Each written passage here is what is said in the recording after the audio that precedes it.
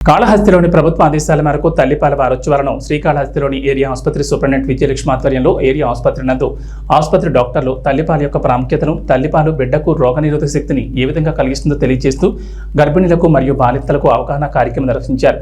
ఈ కార్యక్రమంలో rotary club president Shailaja మరియు సభ్యులు పాల్గొని గర్భిణులకు మరియు బాలింతలకు బ్రెడ్లు, పండ్లు, పాలు, చిన్నారులకు బట్టలు పంపిణీ చేశారు।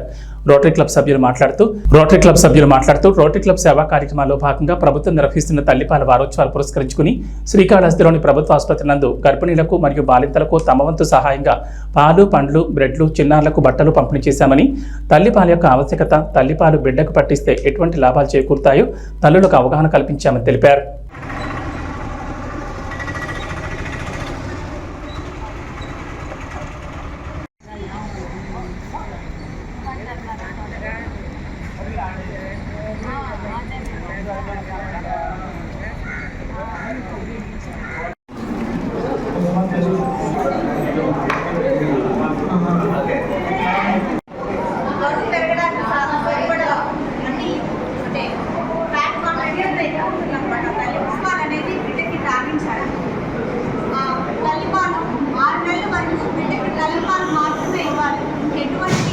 ఉపయోగపడే అన్ని కాంటెంట్స్ అన్ని ఆ తల్లిపాలలో ఉంటాయి।